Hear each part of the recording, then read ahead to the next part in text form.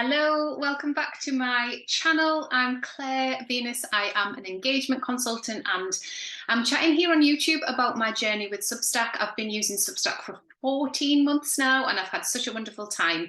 This video is going to show you the difference between a paywalled post and a regular post and talk about some of the behind the scenes of how I set up my paywalls on my paid for posts and when I send a preview to the rest of my subscriber list, so my free subscriber list. So I'm sharing my screen and right here you can see that I've clicked into membership. Now, membership for me is a tag that I've made in the back office. So every time I use that tag, it pulls through to this bar here. And these posts have all got the padlock on. Can you see here? So these posts are all for my members. Now, there is some information and writing in front of the paywall on most of them, if not all of them. But it does two things by having this on my home page. So this is my home page here. And this is designed to give people a bit of a snapshot of who I am and what I'm about and what I write about and create on Substack. And for me, if people are interested in joining as a paid subscriber, I need to make that process as easy as possible for them. So I've called it membership. I talk about it as a membership. It feels like a membership to me because of the way that I hold space there. So this is where it exists under this tab. So this post here that I have posted most recently for my members, I decided to have a little go at writing on this topic because it's something that some of my clients were experiencing. It's something that I've done a lot of work on over the years, and I felt like I had quite a lot to say. So as with everything that I write, I gave it a go, and then after I'd written it, I wrote it actually specifically for one of my paid subscribers who is also a client of mine. So I wrote it with her in mind. And then as I was writing it, I thought about, is this something that offers value to my free subscriber list? So some of those free subscribers will be free subscribers forever. You know, I know that. Some will be free subscribers and then unsubscribe. Some will be free subscribers, maybe jump into paid, maybe jump out again, jump back. You just don't know, do you? You don't know how it's going to be. So really, the intention for me is right here and now, is this something that can offer value to my paid subscribers? I don't do the whole thing of like making it clickbaity and then like only sharing a tiny bit and then trying to kind of trip people into my membership. I make it so that it's really valuable at the start for them.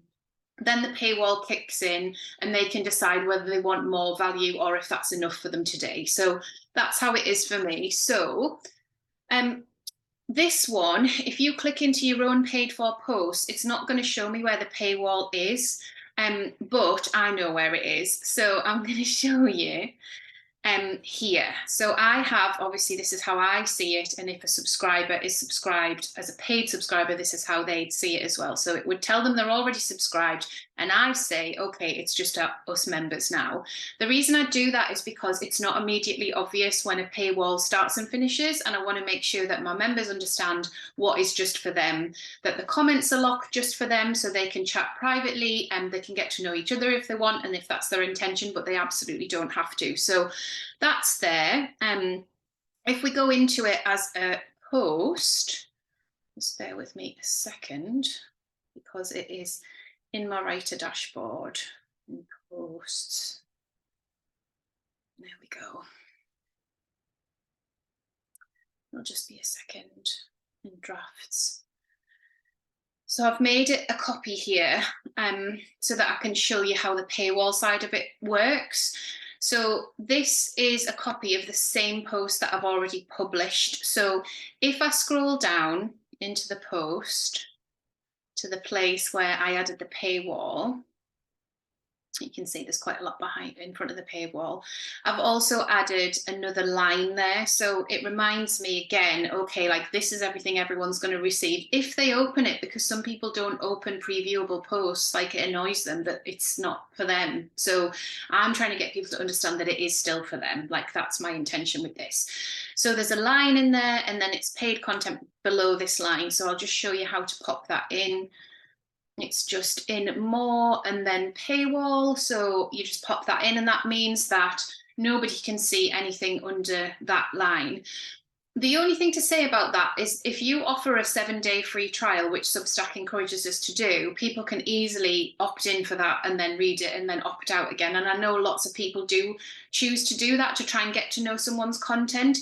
7 days isn't a very long time to get to know someone's content unless you're going to go into their archives. And because Substack is such a brilliant, shiny tool, it would be a lot to expect somebody to do that. So if you don't then publish again within that 7-day period of them joining a trial, I think it's easy for them to sort of forget and then think, oh, I'll not do it this month, or, you know, work things out in a different way. So I think for me, I don't have that function switched on.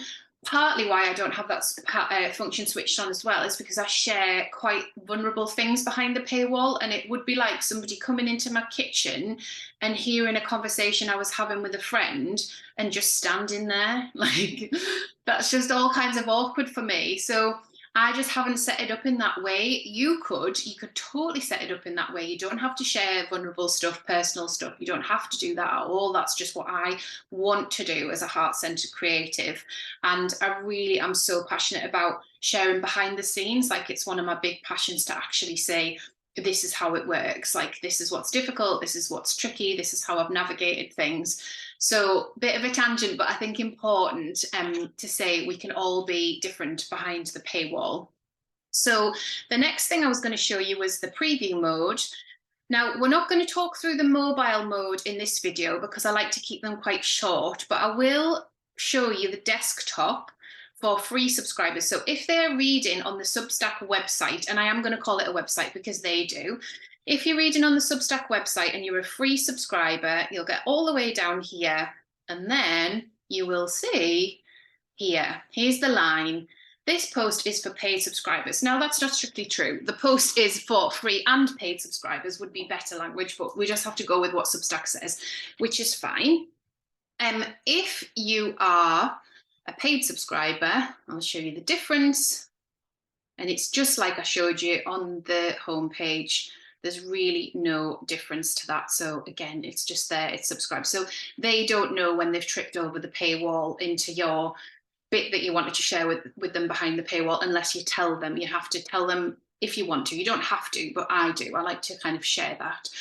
Then in email, this is the other thing with Substack. So if you check how many people are opening your emails as an email, that'll give you some sort of indication as to how much energy you want to put into your headers and footers. Because for me, a lot of my readers are in the Substack app now, and that changes every month. More and more readers are going into the Substack app, and the Substack app, when it pulls your post through, does not pull headers and footers through. So this header here is only for people that receive it on email. So this is for my paid subscribers.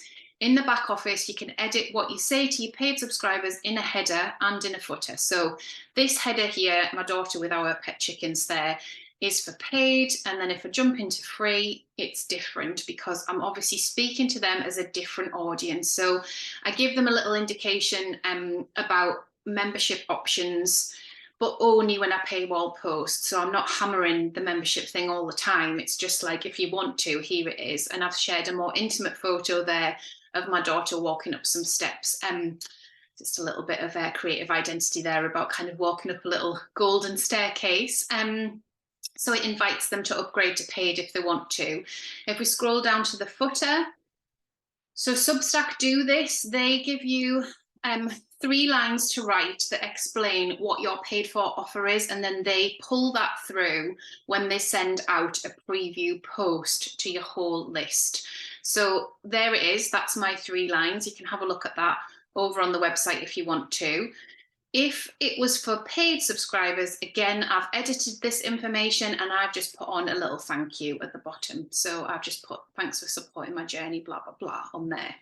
So that's the difference there with your footers, and they don't pull through into the app, and they only pull through on email. They don't pull through onto the website. I hope that's clear, because it does take a little bit of getting your head around, but I think that if we see it as a platform with lots of opportunity, we've just got to make sure that we're making the most of all the opportunities to talk to people in the different ways. You could, of course, take some of the copy from your headers and footers and repeat it at somewhere in your post, or you could design headers and footers that exist in the body of your post. But I tried that, and I think it just messes with the design, because they have this lovely clear, this is the title, you start in the post. So I think if I then tried to say under that something that I said in the header, I just think that's confusing. So anyway, who knows what I'll work through as time goes on, but that's what it is for now. So hopefully that's been really useful to you guys, to share about how I think about my paid for posts and my membership on Substack. I have a toolkit coming out in September, and in the toolkit, I'm going to be sharing lots of different mindset techniques, lots of different tools to help you work out whether you want to take your Substack paid. And then if you do, how you want to treat those people in your paid community, how you want to engage with them. You know, do you want to Zoom with them? Do you want to chat with them a lot? What do you want to offer? Because there are so many different options in terms of what you can offer. And one of the main things that I've seen on Substack is people over offering for the price. So because I've worked in the creative sector all of my life, and I've seen, not all of my life, all of my career, 20 years, I've seen lots of different ways that memberships have been set up off Substack.